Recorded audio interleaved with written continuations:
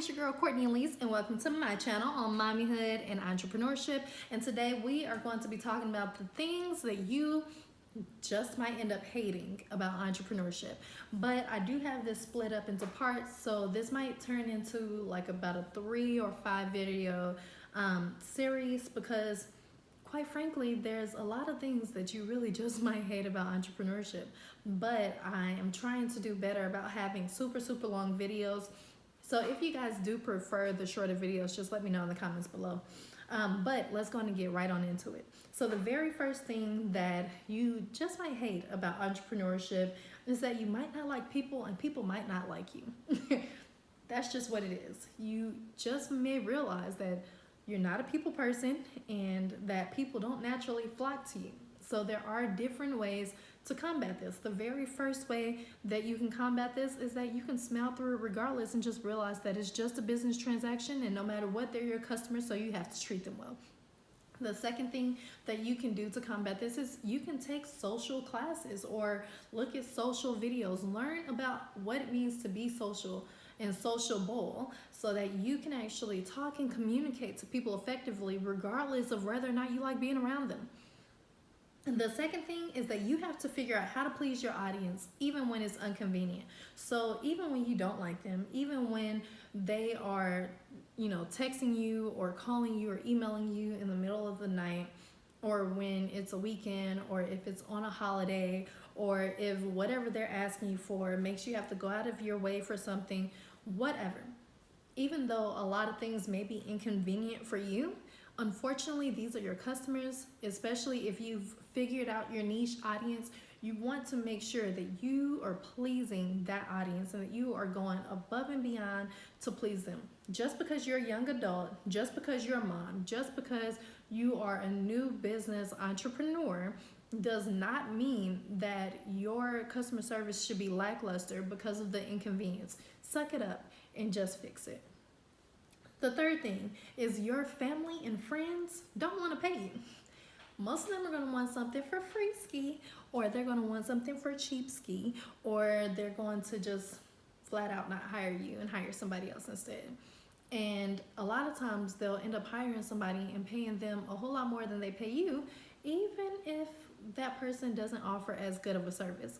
But you just have to suck it up. It's not personal, it's business. And when people know you, they look at those things as a branch of you, not necessarily looking at the business as its own entity. And technically it is a branch of you, but really and truly, it is its own entity. So since they're not looking at that in its own entity, a lot of them are just gonna be like, hey, can I get the discount? Hey, can you give me whatever shea butter you have, whatever, for free or for cheap or whatever? And they're not gonna wanna pay you, even after you've been working long and hard. But there are a few ways to combat this. And I'm gonna give you a couple of tips right here, but I might even make another video about this as well. But you can combat this, first of all, by publicizing the things that you do often on social media, so that people will know that you are doing this all the time and to take your business seriously.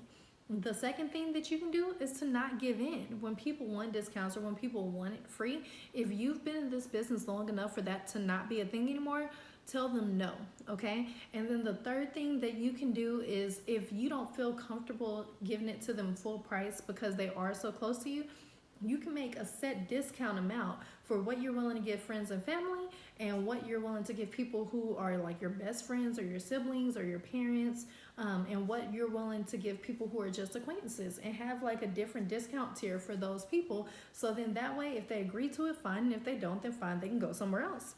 All right, but those are some quick and easy ways to combat that. But a lot of times they're not going to want to pay you. Don't even let it get on your nerves. We all have to go through it. That's just what it is. And the people who are closest to you that do choose to support you, treat them like a regular customer. Make sure that you are giving them their stuff on time, that you have wonderful customer service, that you are fulfilling and going above and beyond for them. Because ultimately, if you treat them like a regular customer, they will bring other people back to you. That's just how it goes. And they will also respect your business. All right, so the fourth tip is that there is no clear-cut way to do sales and pricing across the board. A lot of us will Google and YouTube and ask and, all these different things, but at some point you're gonna have to be a boss and you're just going to have to figure it out. You're going to have to look at all these different advice, pieces that people are going to give you, and you're going to have to either try them or figure out what makes sense to your business and then try them. And once you try them and they work, you keep going until they don't work, and then you have your next plan. Or you can try it, and then if it doesn't work, then you can go on and change it to something different. But you're going to have to figure out what will work for your business. What works for this gas company isn't going to work for this gas company, which is not going to work for that gas company. What works for this hair shop won't work for that one, won't work for this one.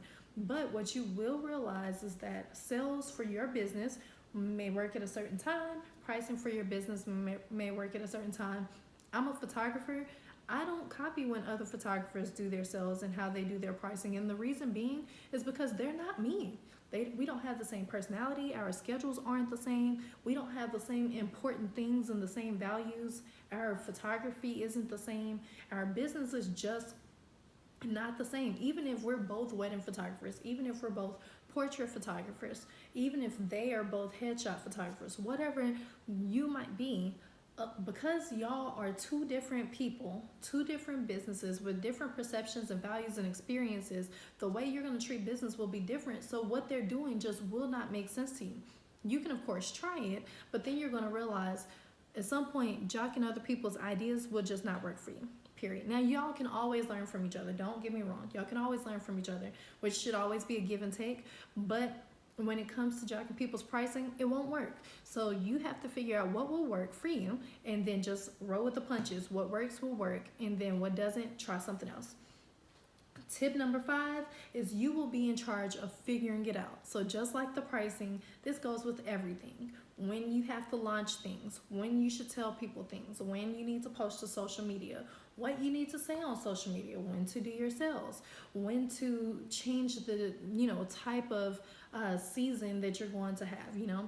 The seasons for fashion are completely different than regular seasons. You see all of your stuff come out in September and March for fashion. However, the weather doesn't start changing down here until sometimes April, or maybe it fluctuates or whatever. But that might be a bad example. But at the end of the day, how you do your seasons and how you do your sales for your seasons or your launches for those seasons, that all depends solely on you. And it will take years of you being organized in order to figure out what really works and what doesn't. If you are unorganized, your life will suck. But and that just might be a bonus tip that I didn't even know I was going to give y'all. If you are unorganized, your life will suck as a business person. But those are my first 5/6 tips for you guys on the things that you will hate about being an entrepreneur. And I hope that with those things, you will learn how to combat those things and literally just suck it up, pull up your bootstraps, as they say, and girl, get a rolling, okay? So anyway, those are my tips. Thank you so much for tuning in. Let me know in the comments below which one of these you struggle with and how you decided to combat that, and we can have that conversation. All right, have a wonderful, wonderful rest of your day. Make sure you like, comment, and subscribe, and share this on social media with your friends. Ciao.